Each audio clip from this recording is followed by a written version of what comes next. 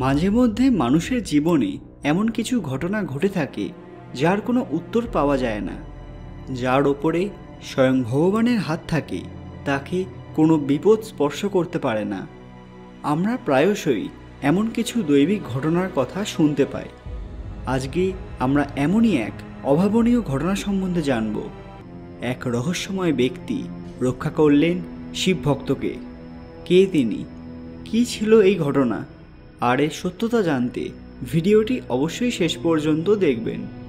Comment বক্সে হর হর মহাদেব লিখতে ভুলবেন না। সকলকে পুরাণ কথা নতুন একটি ভিডিওতে স্বাগত।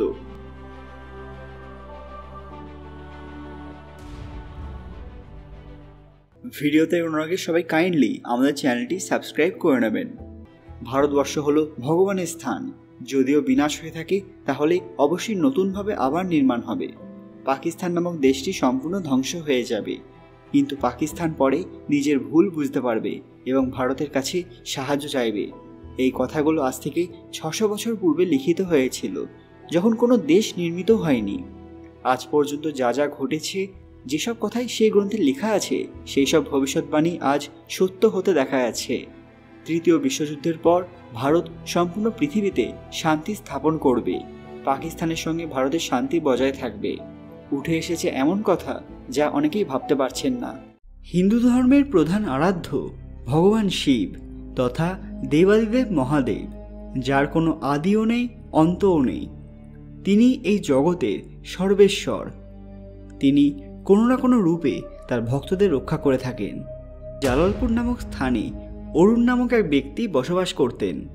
তার ভগবানের ওপর কোনো বিশ্বাস ছিল না, কিন্তু তার মাতা ভগবান শিবের এক বড় ভক্ত ছিলেন এবং তিনি প্রত্যেক সোমবারে ভগবান শিবের ব্রত পালন করতেন।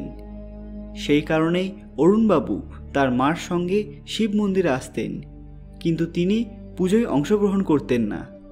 একদিন হঠাৎ তার জীবনে এমন এক ঘটনা ঘটে, যার ফলে তার জীবনের বিশ্বাস অবিশ্বাস সমস্ত কিছুর মাপকাঠি এক লহমায় পরিবর্তন হয়ে যায়। শিবরাত্রির দিন অরুণবাবু তার মায়ের সঙ্গে শিব মন্দিরে এসেছিলেন। শিবরাত্রির কারণে মন্দিরে সেই দিন এক বিরাট জনসমাগম হয়েছিল। তখন অরুণবাবু তার মাকে মন্দিরে একাই প্রবেশ করতে বললেন এবং তিনি মন্দিরের বাইরে দাঁড়িয়ে অপেক্ষা করতে লাগলেন। তিনি বাইরে দাঁড়িয়েছিলেন, তখন হঠাৎ সেই স্থানে কিছু পুলিশের আগমন হয় এবং তারা অরুণবাবুকে তাদের সঙ্গে থানায় ধরে নিয়ে যায়। অরুণবাবু তাদের জিজ্ঞাসা করেন, আমি এমন কি অপরাধ করেছি যে আপনারা আমাকে ধরে নিয়ে যাচ্ছেন? তারা কোনো প্রশ্নের উত্তর না দিয়ে তাকে মারতে থাকে।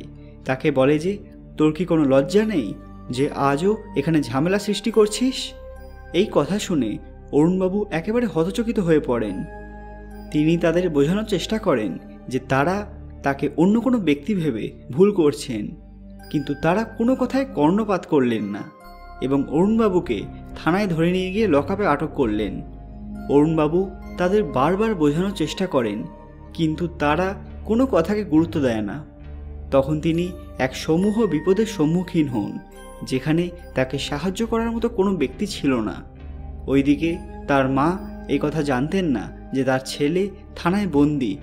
তখন অরুণবাবু অতিশয় হতাশ হয়ে পড়েন এবং তিনি মনে মনে বলতে লাগলেন, যদি ত্রিলোকে ভগবান নামে কোনো বস্তু থাকতো, আমাকে নিশ্চয়ই এই বিপদ থেকে রক্ষা করতে আসতো। হে প্রভু, আমায় রক্ষা করো।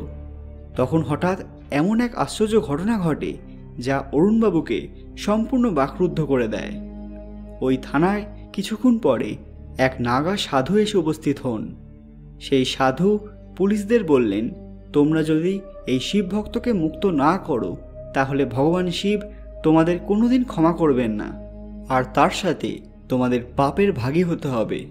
আজ শিবরাত্রি, আর এই দিনে কেউ কোনো শিব ভক্তের কোনো ক্ষতি করার কথা চিন্তা করতে পারে না, কারণ তাদের রক্ষা করেন স্বয়ং দেবাদিদেব মহাদেব। ওই নাগা সাধু কথা শুনে পুলিশগুলি ভীত হয়ে পড়ে এবং তারা অরুণবাবুকে মুক্তি দেয়। মন্দিরে পুনরায় ফিরে আসেন অরুণ। ওই নাগা সাধুও থানা থেকে শিব মন্দিরের দিকে অগ্রসর হলেন। যখন অরুণবাবু মন্দিরে পৌঁছলেন, তখনই তার মা ভগবান শিবের পুজো করে ফিরছিলেন। তিনি অরুণকে বললেন, আজকে মন্দিরে যথেষ্ট ভিড় হয়েছিল এই কারণে আমার ফিরে আসতে অনেক সময় লেগে গেল। তুই এখানে দাঁড়িয়ে বিরক্ত হোসনি তো? অরুণবাবু তার মাকে এ বিষয়ে কোনো কিছু জানালেন না। অরুণবাবুর মনে শুধু একটা কথাই বারবার ঘুরপাক খাচ্ছিল, যে ওই নাগা সাধুটি আসলে কে ছিলেন। যদি সঠিক সময় তার আগমন না ঘটত তাহলে হয়তো তাকে লকআপে বন্দি থাকতে হতো। অরুণবাবু উপলব্ধি করলেন এটি স্বয়ং ভগবান শিবের লীলা। তারপর থেকে তিনি প্রত্যেক সোমবার শিব মন্দিরে যেতেন এবং শিবলিঙ্গে জল অর্পণ করতেন। আর সেই নাগা সাধুকেও আর কখনো দেখা যায়নি। তো কেমন লাগলো আজকের ভিডিওটি? ভালো লাগলে লাইক এবং অবশ্যই সবার সাথে শেয়ার করতে ভুলবেন না।